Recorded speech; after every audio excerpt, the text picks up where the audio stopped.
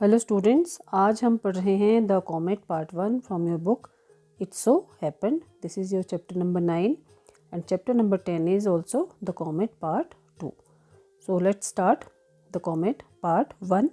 Before you read, a new comet has appeared in the sky and is heading straight for the earth.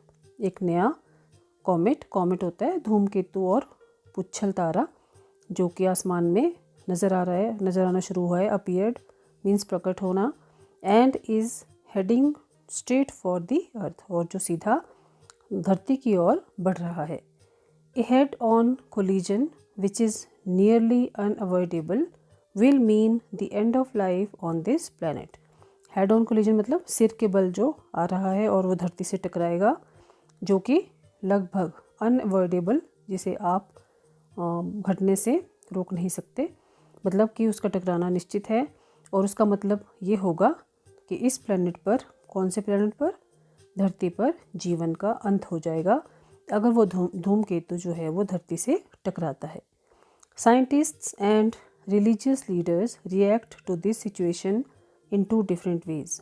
वैज्ञानिक और धार्मिक जो नेता गुरु होते हैं वो इस परिस्थिति में 2 अलग अलग तरीक़ों से अपनी अपनी कैलकुलेशंस, गणनाएं करते हैं. What happens to the comet, बाद में इस धूमकेतु का या इस कॉमेट का क्या होता है, चलिए पढ़ते हैं. Datta da, an amateur scientist, can't stay away from the keen eyed Divya चक्षु फॉर लॉन्ग. दत्ता दा जो एक बहुत प्रसिद्ध साइंटिस्ट हैं, वो अपनी दिव्य चक्षु हैं उनकी, दिव्य चक्षु जो है उनकी एक दूरबीन का नाम है जिसे वो दिव्य चक्षु बुलाते हैं. दिव्य चक्षु का मतलब होता है डिवाइन आइज, यानी दिव्य, जिसमें दिव्य दृष्टि हो. Divya helps him achieve his secret ambition. Divya उनको उनके एक जो छुपा हुआ एम्बिशन है, गुप्त जो उनकी एक इच्छा है, उसे अचीव करने में मदद करती है. तो उनकी सीक्रेट एम्बिशन क्या है ये हम पढ़ेंगे. Datta Das wife Indrani Devi wishes he hadn't found the object of his search. Datta Das ji की वाइफ जो है इंद्रानी देवी, वो उनकी मतलब इच्छा थी, वो ये चाहती थी कि उन्हें अपनी इस खोज के लिए ये ऑब्जेक्ट ही ना मिला होता, यानी दिव्य चक्षु उन्हें ना मिले होते. So it was a moonless night in December. Moonless मतलब आसमान में चांद नहीं है, दिसंबर महीने की ये रात है. A burst of cool breeze from the window was enough to disturb the sleep of Indrani Devi.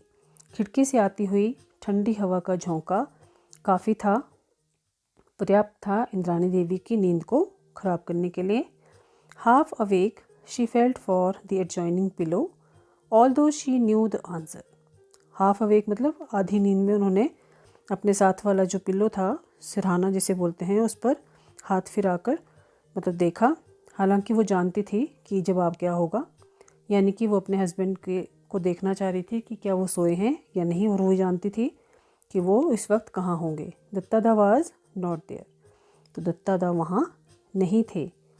So he has gone to hobnob with that wretched Divya.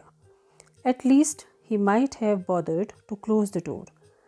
तो वो बड़बड़ाती है अपने आप में ही कि अच्छा, तो वो hob knob means friendly talk, एक मैत्रीपूर्ण बातचीत करने के लिए उस हैरेस्ड मतलब दुखी या जो दुष्ट दिव्या है उसके पास गए हैं.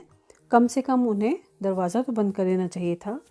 Even as she muttered her complaints Indrani Devi could not repress her smile. हालांकि वो ये बड़बड़ाते हुए शिकायत कर रही थी, लेकिन अपनी जो स्माइल थी उसे भी वो दबा नहीं पा रही थी. She knew how utterly oblivious her husband was of the practical problems of living. वो जानती थी कि उसका जो पति था मनोज दत्ता, वो कितने मतलब व्यवहारिक थे जीवन की समस्याओं के लिए, मतलब उन्हें कोई मतलब फ़र्क नहीं पड़ता था. ओब्लीवियस का मतलब होता है जो बहुत ही फॉरगेटफुल, भुलक्कड़ टाइप के इंसान थे वो, कि वो कैसे भुलक्कड़ हैं और कैसे वो भूल जाते हैं प्रॉब्लम्स को. Didn't his doctor tell him to take special precautions against the cold? क्या उन्हें याद नहीं कि डॉक्टर ने उन्हें खास प्रिकॉशंस मतलब एहतियात बरतने के लिए कहा है ठंड में. But he won't remember to put on a sweater. पर वो एक स्वेटर तक पहनना भी उन्हें याद नहीं रहता। Even if it was lying on his bed side chair, चाहे वो उनके बेड के किनारे की कुर्सी पर ही पड़ा हो, लेकिन वो इतने भुलक्कड़ हैं कि वो भूल जाते हैं। तो इंद्राणी देवी ये बुड़बुड़ा रही है कि उन्हें वो कितने केयरलेस हैं, उन्हें अपनी सेहत का ख्याल नहीं है, जबकि डॉक्टर ने उन्हें ठंड में खास एहतियात रखने के लिए भी कहा है।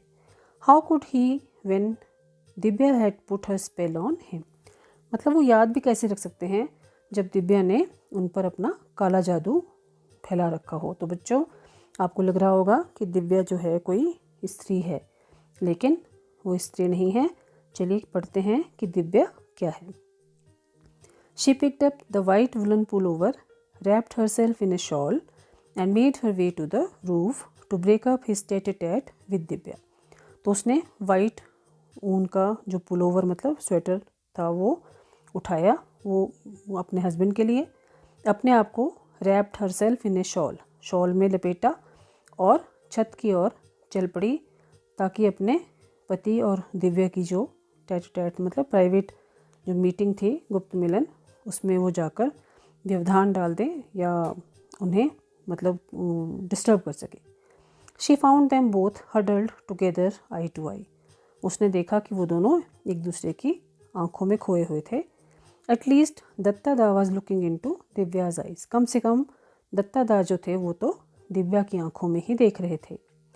व्हेन दत्ता दा एक्वायर्ड दिस टेलीस्कोप, तो बच्चों दिव्या जो है वो टेलीस्कोप है और मनोज दत्ता जी ने उसे नाम दिया है दिव्य चक्षु, यानी कि दिव्य दृष्टि वाली, दिव्य दृष्टि जिसकी हो, जो डिवाइन आइज़ हों, जो मतलब स्वर्गिक चीज़ों को जो देख पाए, उसे कहते हैं दिव्य चक्षु।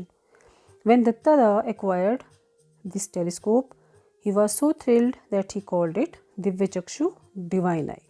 जब दत्ता दा को ने ये टेलीस्कोप लिया तो वो इतने एक्साइटेड थे, इतने खुश थे, इतने थ्रिल्ड थे, मतलब इतने उत्साहित थे, रोमांचित थे कि उन्होंने इसे नाम दिया दिव्य चक्षु यानी divine eye. To Indrani Devi the telescope was like a designing women who had ensnared her husband. Indrani Devi के लिए वो टेलीस्कोप एक ऐसी महिला की तरह था जिसने उसके हस्बैंड पे कोई जादू कर दिया हो, या मतलब उसे छीन लिया हो, एनस्नेयर्ड होता ट्रैप कर लिया हो, जिसने उसे फंसा लिया हो। So she just called it Divya and the name stuck, तो वो सिर्फ उसे दिव्य बुलाती है और जो नाम है मतलब चक्षु, उसमें वो टेलीस्कोप मेंशन नहीं होता है, तो लोगों को लगता है कि ये दिव्या कोई औरत का नाम है। To Datta da the telescope marked the fulfilment of the ambition of a lifetime. Datta da के लिए जो टेलीस्कोप है वो उनके जीवन भर की जो एक इच्छा है उसे पूरा करने वाला एक साधन है। As an amateur astronomer he had longed for enough money to buy a good telescope and for enough spare time in which to observe the haven.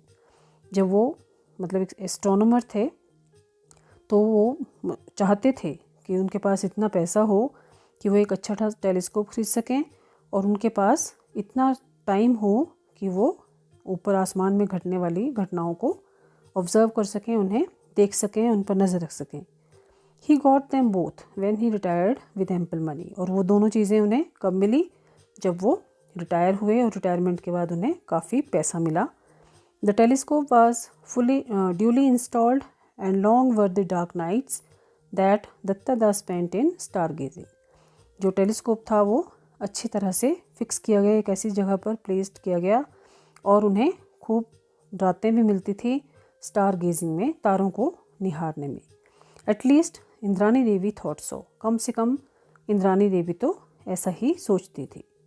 तो बच्चों, आज हम इस चैप्टर को यहीं तक पढ़ेंगे। ये देखिए, टेट-ए-टेट का मतलब है प्राइवेट मीटिंग और talk between two persons. Acquired here means bot.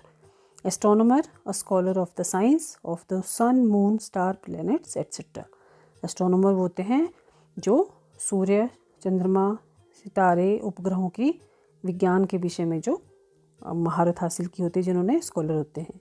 तो ये आपने अपनी नोटबुक में लिखना है और इस चैप्टर को रीड करना है। अगली वीडियो में हम इसका अगला पार्ट पढ़ेंगे। तब तक आप घर पर रहें, अपना ध्यान रखें। बाय बाय बच्चों, हैव ए नाइस डे।